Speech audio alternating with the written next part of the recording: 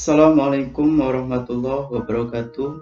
Selamat pagi, salam sejahtera untuk kita semua. Selamat datang dalam pembelajaran daring Bahasa Indonesia.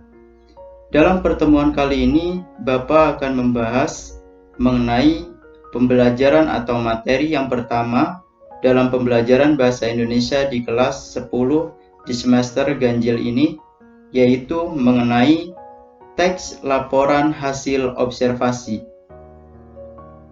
Untuk mengawali pembelajaran kali ini, alangkah lebih efektifnya di awal pembelajaran ini kita terlebih dahulu membaca doa menurut kepercayaan masing-masing.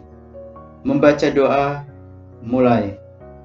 Langsung saja dalam pertemuan kali ini, Bapak akan menyampaikan memahami karakteristik dan informasi dalam teks laporan hasil observasi.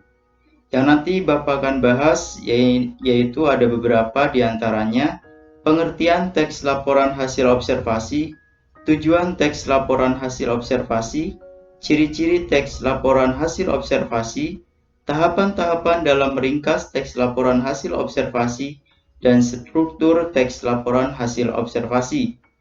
Nah, yang pertama yaitu pengertian teks laporan hasil observasi.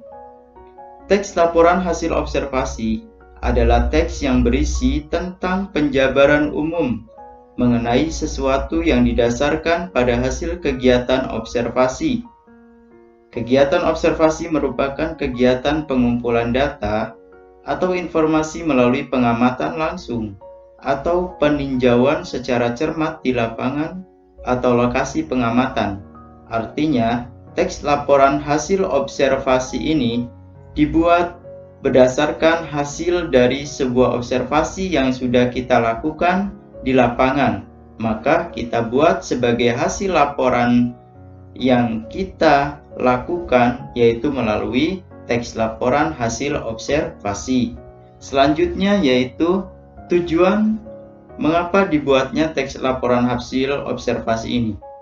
Tujuan dari penulisan teks laporan hasil observasi yaitu menjelaskan atau menjabarkan informasi tentang tingkah laku, keadaan, kondisi atau situasi pada objek yang diteliti.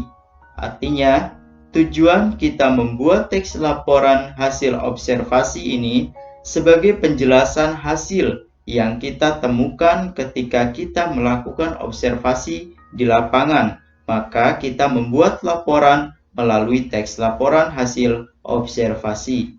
Selanjutnya, ciri-ciri teks laporan hasil observasi.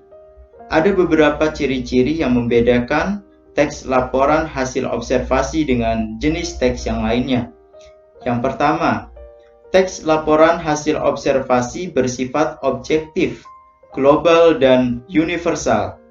Artinya, teks laporan hasil observasi ini harus dibuat secara faktual, artinya berdasarkan pada keadaan yang sesungguhnya, dan bersifat global dan universal.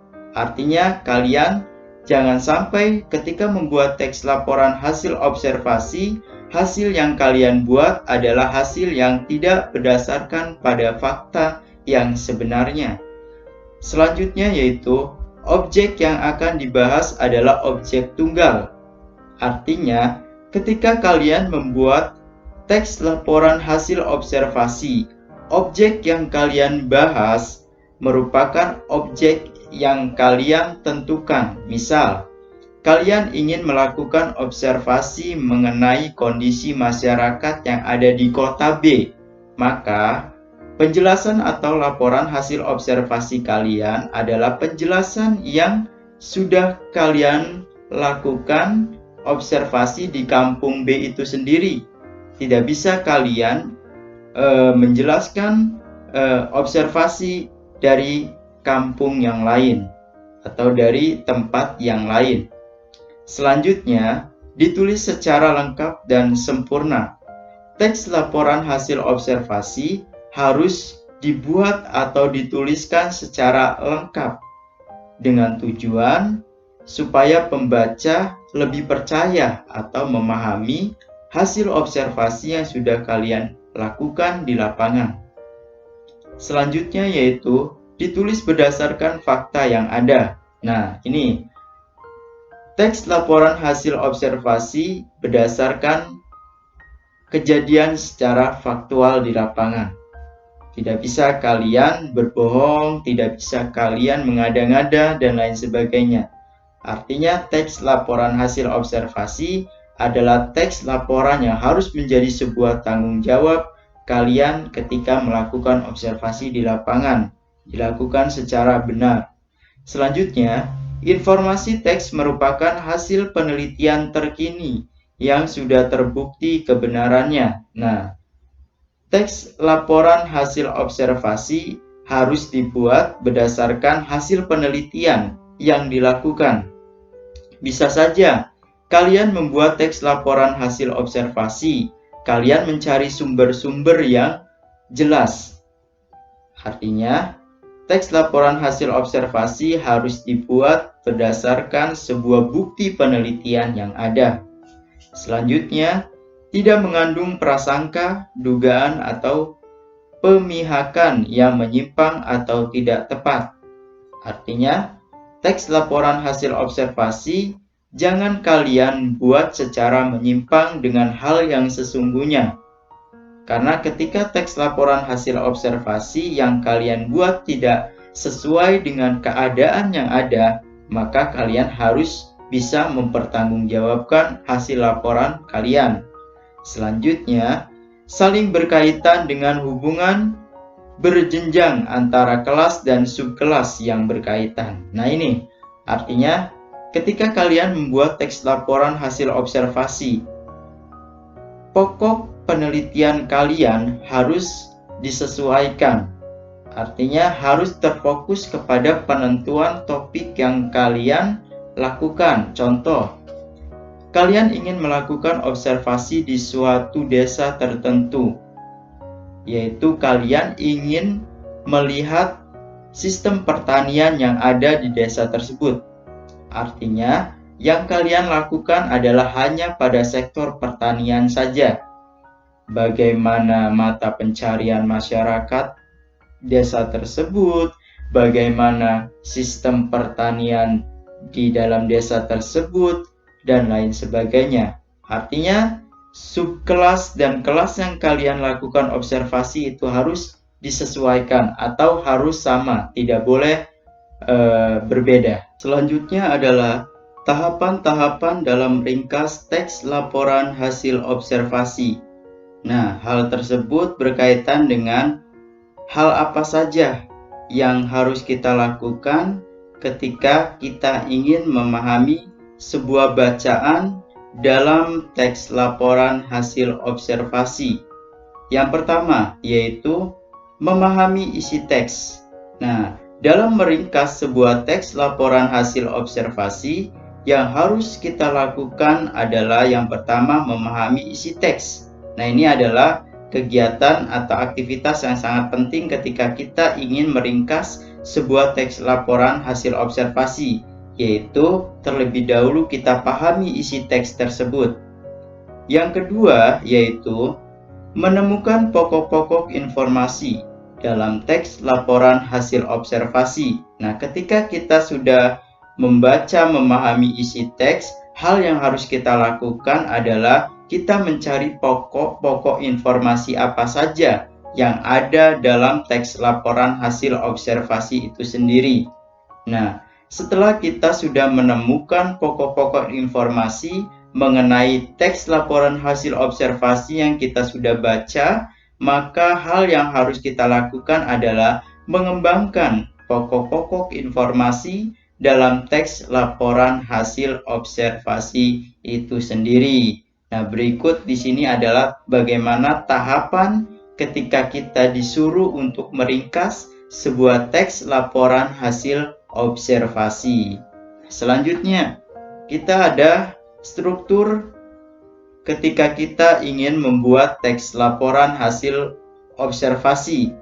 Ada beberapa hal yang harus kita pahami ketika kita membuat suatu teks laporan hasil observasi. Yang pertama ada definisi umum, definisi bagian, definisi manfaat atau perilaku, dan yang terakhir adalah penutup atau simpulan.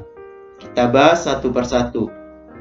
Yang pertama yaitu definisi umum, yang merupakan pembukaan yang berisi pengertian mengenai sesuatu yang dibahas di dalam teks.